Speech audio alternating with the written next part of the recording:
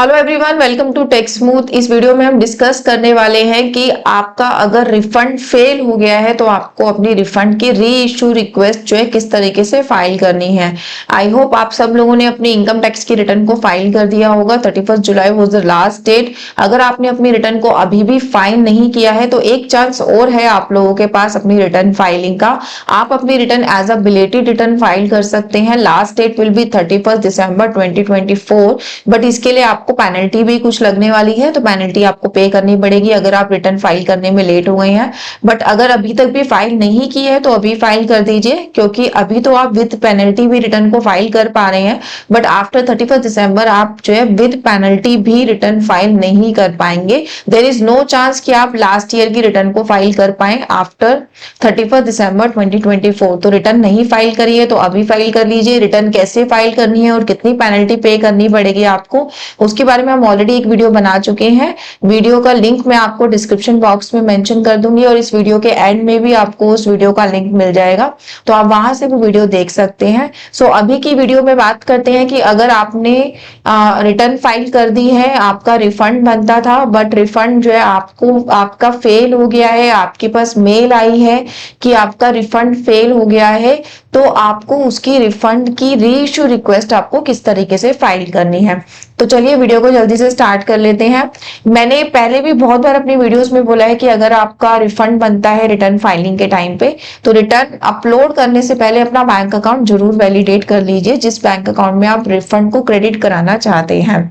ऐसा मैं हमेशा इसलिए कहती थी क्योंकि अगर आपका बैंक वैलिडेट नहीं होता है तो आपका जो रिफंड है वो फेल हो जाता है। वो हो भी रहा है अब, बिसाइड दिस कि मैंने बहुत बार बोला है, बट हुआ क्या है कि एंड मोमेंट पे लोगों के बैंक्स जो है, टैक्स पेयर के बैंक्स वैलिडेट नहीं हो पाए, क्योंकि कई बार कोई बैंक ऐसा होता है कि वो इट वुड टेक टाइम और उनको अपनी रिटर्न अपलोड करनी पड़ी। तो अब क्या हो रहा है, जब रिटर्न प्रोसेस हो गई है तो री इशू की रिक्वेस्ट अब डालनी पड़ रही है, क्योंकि उनके पास आ रही है मेल रिफंड फेलियर से रिलेटेड। तो किस तरीके की मेल आपको रिसीव हो रही होगी वो मैं आपको दिखा देती हूँ। मैं ये एक मेल का सैंपल मैंने अपने पास रखा है। इस मेल में देखिए साफ साफ लिखा हुआ है, your refund has failed, please raise a refund reissue request. इन्होंने आपको प्रॉब्लम भी बता दी और उसका सोल्यूशन भी दे दिया कि आपका रिफंड तो हमने फेल कर दिया है, तो आप रिफंड री इशू रिक्वेस्ट आप डालिए, तो हम आपका रिफंड जो है आपके अकाउंट में क्रेडिट करेंगे। किस डेट पे ये कम्युनिकेशन आई है, कब आपका रिफंड फेल हुआ है, ये सब चीजें आपको दी जाएंगी इसी के अंदर। और क्या रीजन है रिफंड के फेल होने का, वो रीजन भी मेंशन किया जाएगा। जैसे कि मैंने जो मेल इसमें ओपन करके रखी है उसमें जो रीजन लिखा हुआ आ रहा है वो है इनवैलिड आईएफएससी कोड। इसका मतलब है जिस बैंक में मुझे रिफंड मैंने अपना क्रेडिट कराना चाहती थी उसका जो आईएफएससी कोड है वो मैंने गलत डाला हुआ था, तो इसलिए जो रिफंड है वो मेरा फेल हो गया। तो अब ये कह रहे हैं कि आप रिफंड की रीइशू रिक्वेस्ट जो है रेज करिए। तो अब आपको रीइशू रिक्वेस्ट कैसे रेज करनी है, रिक्वेस्ट को रेज करने के लिए अगेन आपको अपने लॉगिन में जाना है। ठीक है, ये आपका इनकम टैक्स का लॉगिन, लॉगिन में ये आपका इनकम टैक्स का लॉगिन, लॉगिन में जाने के बाद आपको जो है सर्विसेज में जाना है। सर्विसेज में आपको फोर्थ ऑप्शन मिल जाएगा रिफंड रीइशू, आपको इसको क्लिक करना है। Then create a refund reissue request. जब आप इस पे क्लिक करेंगे तो जिस असेसमेंट ईयर का आपका रिफंड अटका हुआ है, जिसमें आपका फेलियर का नोटिस आया है, वो आपको यहाँ पे असेसमेंट ईयर अपने आप मेंशन होगा, यहाँ पे आपको शो हो रहा होगा। आपको जस्ट इसके ऊपर क्लिक करना है और आगे कंटिन्यू कर देना है। कंटिन्यू करने के बाद ये देखिए ये वो वाली बैंक की इंफॉर्मेशन दिखा रहा है जो आपने ऑलरेडी डाली हुई है अपनी सिस्टम में। ठीक है, जो आपने लास्ट रिटर्न फाइल करते समय अपनी बैंक डिटेल्स मेंशन करी थी वो बैंक डिटेल्स इसमें ऑलरेडी डाली हुई है। तो मेरे टाइम पे जो मेरे को रीजन दिया वो दिया कि आपका आईएफएससी कोड गलत है। तो यहाँ पे मेरे बैंक का अकाउंट नंबर और आईएफएससी कोड दोनों ही मेंशन है, बट यहाँ पे डिपार्टमेंट ये कहता है कि जो आपने आईएफएससी कोड दिया है वो रॉन्ग है, वो ठीक नहीं है। तो ऐसा इसलिए भी है कि अभी जो है दो बैंक्स मर्ज हुए हैं, हमारा सिंडिकेट एंड कैनरा बैंक मर्ज हुआ है। तो मर्जर के केस में क्या होता है, आईएफएससी कोड हमारे चेंज हो जाते हैं। सो लास्ट मोमेंट की वजह से हम इसका आईएफएससी कोड चेंज नहीं कर पाए, जो कि इनका चेंज होके आया था, इसलिए रिफंड रीइशू की रिक्वेस्ट जो है हमें डालनी पड़ रही है। तो ये आईएफएससी कोड मुझे जो है चेंज करना है। आपके केस में अगर आपको लगता है कि आपको पूरा ही बैंक चेंज करना है, ये बैंक अकाउंट में आप रिफंड चाहते ही नहीं है, तो यहाँ पे ऑप्शन है ऐड अनदर बैंक करके। आप जब इसमें जाएंगे तो यहाँ से आप जो है अपना सारा बैंक जो है दोबारा ऐड कर सकते हैं, जिस भी बैंक में आप रिफंड चाहते हैं। आपके बैंक का अकाउंट नंबर आपको दोबारा डालना है कंफर्मेशन के लिए। आपका अकाउंट टाइप कि आपका सेविंग है, करंट है, कैश क्रेडिट अकाउंट है, ओडी अकाउंट है, नॉन रेजिडेंट अकाउंट है। डिफरेंट डिफरेंट ऑप्शन दिए, आपका जो भी अकाउंट है आप उसको सिलेक्ट कर लीजिए। फिर आप प्राइमरी होल्डर है या जॉइंट होल्डर है उस अकाउंट में, देन उसका आईएफएससी कोड, ये सब आपको इसमें मेंशन करना है और उस अकाउंट को जो है वैलिडेट कर देना है। अगेन आई एम सेइंग कि जब भी आप इंफॉर्मेशन यहाँ डालेंगे तो वो अकाउंट आपका वैलिडेट हुआ या नहीं हुआ, वो स्टेटस आपको चेक करना बहुत जरूरी है। अनलेस अंटिल आपका अकाउंट वैलिडेट नहीं होता है, आपका जो रिफंड है वो जो है आपके अकाउंट में क्रेडिट नहीं होने वाला। यहाँ पे इन्होंने कुछ नोट्स भी दिए हैं, आप इसको भी पढ़ सकते हैं, क्योंकि कई बार कंफ्यूजन होती है कि मैं कौन सा बैंक अकाउंट यहाँ पे डाल सकती हूँ। यहाँ पे इन्होंने साफ साफ दिया है, add a bank account which is link with the PAN. आपका जो बैंक अकाउंट है वो आपके पैन नंबर से लिंक होना चाहिए। Refund can be issued in following account, saving, current, cash credit, OD and non resident account.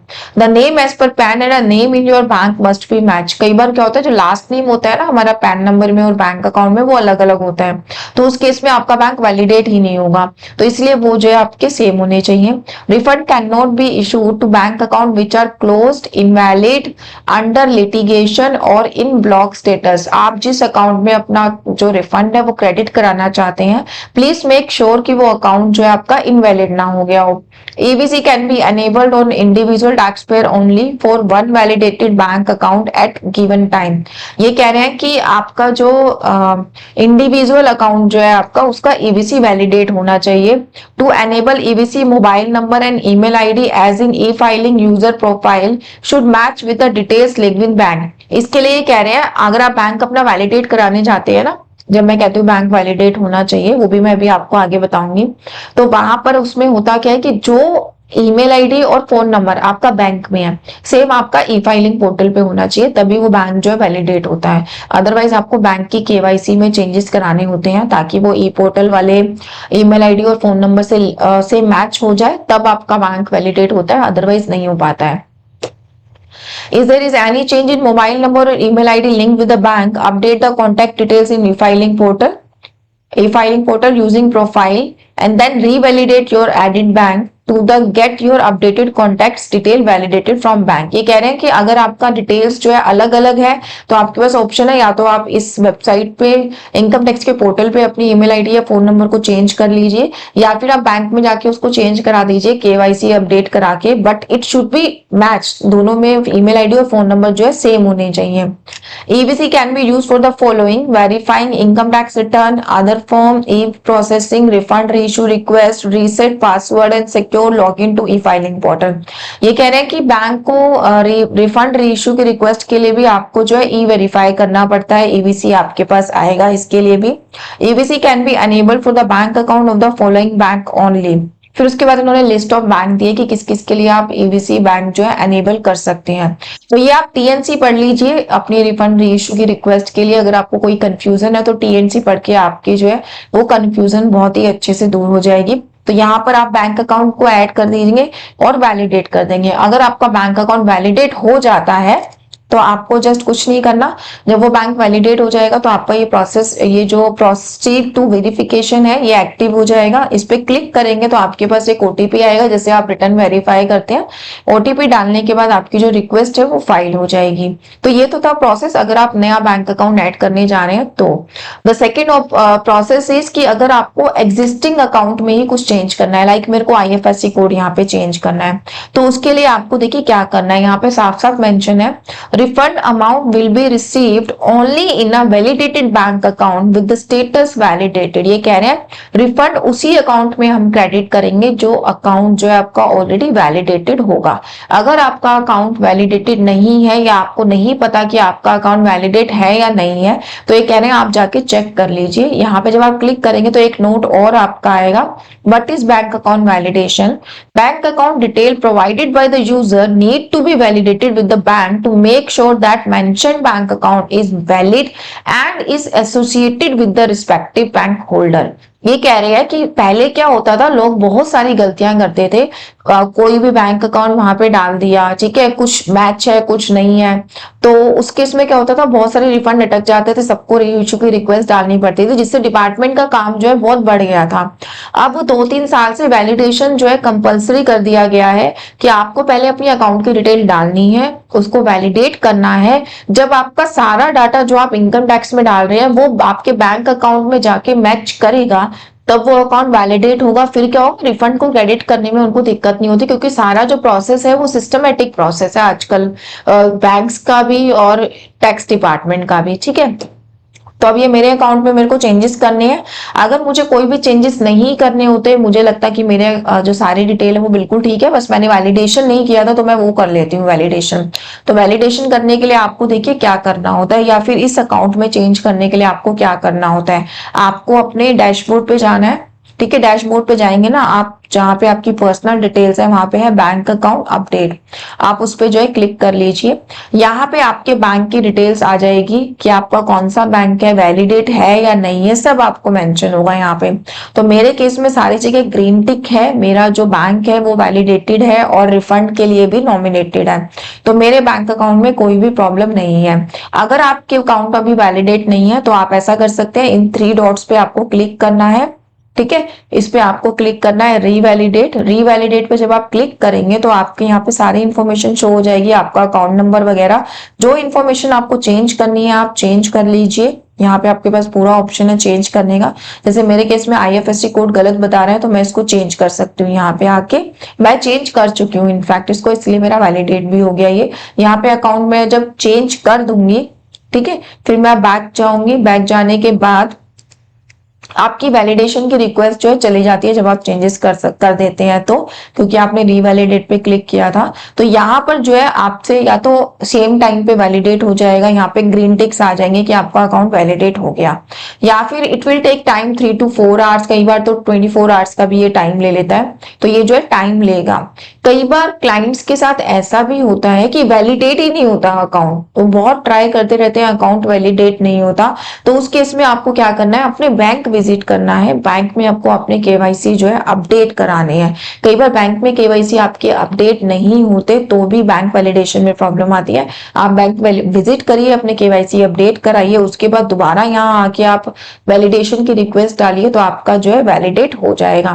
Once your bank get validated, जैसा कि मेरे केस में वैलिडेट है, आपको दोबारा जाना है रिफंड इशू रिक्वेस्ट में। ठीक है, रिफंड इशू रिक्वेस्ट में ज्यादा दोबारा जाएंगे आप, क्लिक करेंगे कंटिन्यू, देन ये इसी अकाउंट में मुझे अपना रिफंड डिमांड करना है, इस पे मैंने क्लिक किया, प्रोसीड टू वेरिफिकेशन।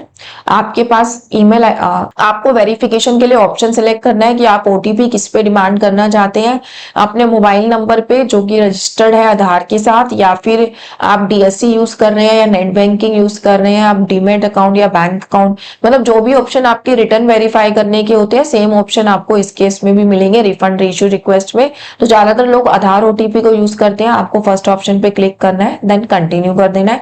कंटिन्यू जब आप करेंगे आपके पास एक विंडो ओपन होगी, जो आपका OTP आया है वो डालने की आपको डालना है, और रिफंड रिक्वेस्ट री इशू रिक्वेस्ट जो है आपकी सबमिट हो जाएगी। जब आपकी रिक्वेस्ट चली जाती है तो उसके 7 to 15 डेज के अंदर अंदर आपका रिफंड जो है क्रेडिट हो जाता है आपके बैंक अकाउंट में। तो आई होप आपको समझ में आ गया होगा कि कैसे आपको रिफंड की री इशू रिक्वेस्ट डालनी है। मैंने दोनों मेथड आपको बता दिए हैं कि आपको अगर न्यू बैंक अकाउंट ऐड करना है तो कैसे करना है, या फिर अपडेटेड बैंक, आपको अपना ऑलरेडी बैंक जो एडेड है उसको अपडेट करना है तो कैसे करना है।